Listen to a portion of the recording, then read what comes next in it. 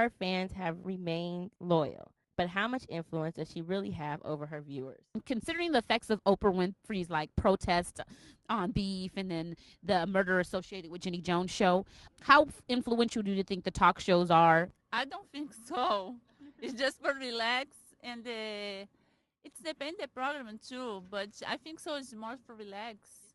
Entertainment is not for effect. But yeah, they learn bad. It's well, good or bad. I mean, but you don't have to believe everything you see on TV. I mean, I seen it, and then when I listen to something they say on the TV, I just go online and check it out, see if it's if it's right, or go on the news and say, oh, let's see, is this really what's gonna happen or whatever they talk about. Oprah definitely has an effect on, how people, like consumers, what they're buying and what they're paying attention to. She kind of brings attention to millions of people, really. So I think she does have a very large effect. Sometimes it's negative, like the whole beef thing was a huge controversy. I think she also gets too much, blame. She's just speaking her mind. She's on TV, and I think, because she's a celebrity, she gets criticized, far more than anybody else.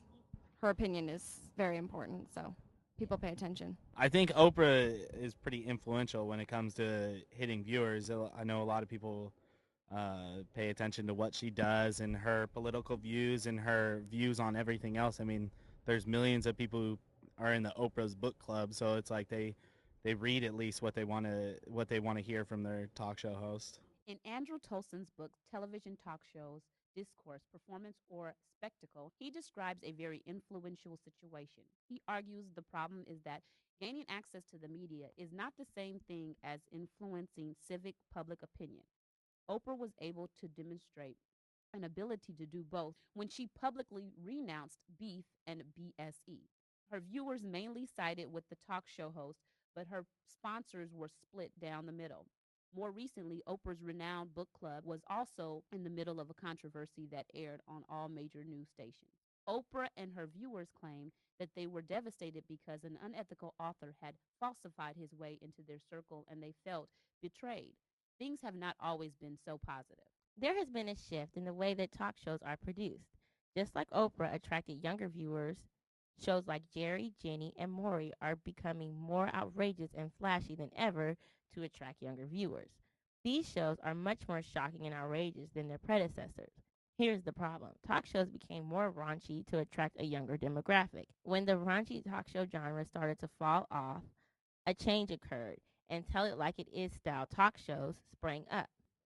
There's Dr. Phil and his ability to manipulate, enlighten with his expertise, and invoke common sense knowledge. In the book Vulture Culture, their close analysis of the evolution and development of daytime talk show reveals that expertise and common sense have been part of the secret of these programs' success and large public appeal.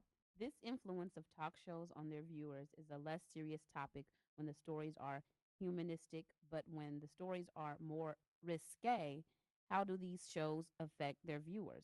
Most hosts and viewers would argue that shows like Dr. Keith Avalo and Greg and Dr. Phil are better because they encourage the guests to seek help for their problems.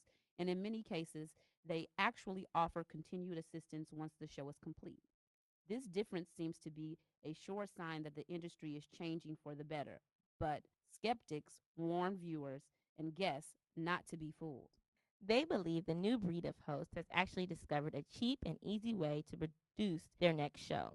By checking up on the guests, the producers do not have to spend money or time searching for a new guest. More importantly, repeat viewers will be more inclined to watch update shows. All of this further exploits the guests. Instead of sharing their stories on one 12-minute segment, they now share their lives with audiences of millions on hour-long specials in Dr. Phil's Reconstruction House. The house is equipped with cameras and microphones, meshing self-help, talk show, psychology, and reality television all together. We're going to continue this along, and I'm going to invite you all to come back at another time. Will you do that? Yes. Yes, Amy, sir. will you do that? And we'll continue to work on this. Sandy, Lee, we'll just continue to work on this situation and get you some help in the meantime. Here's a tape of when she was on the show list. Now, after the show, she stayed with you? Of course, this is done in a more tasteful fashion than Maury's countless update shows where unwed mothers embarrass themselves time and time again with paternity tests. These types of shows obtain higher ratings, which means more money for producers and hosts, and what the guests perceive to be free help for their elements. Many times, the same type of help can also be received for free in their local area by making a few phone calls. Daytime talk shows make all the money and their guests lose something more valuable. They trade their dignity for a chance to stay in a nice city, be on television a few times, and forever be remembered as a guest on the Dr. Phil Show.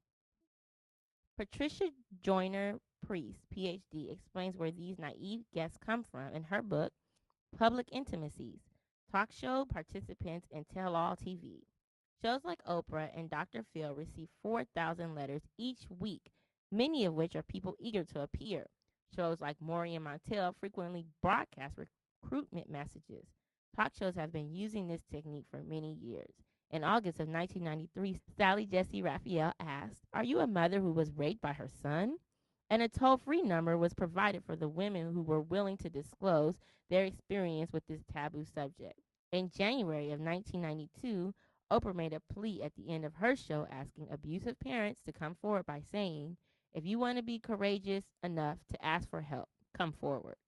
Now producers have taken things even further in an effort to get audiences involved. At a show taping for Montel Williams, the crowd was asked if they made their spouses pay for sex as they entered the studio.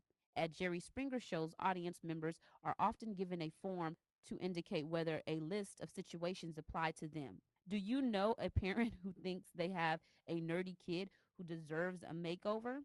Or are you or have you been in an unusual relationship? Basically, daytime talk shows recruit their viewers to be guests on their shows. In a sense, it could be argued that this behavior is unethical in itself because they are not offering anything new. Instead, talk show hosts and producers are simply selling people's real-life stories right back to them in a form of entertainment.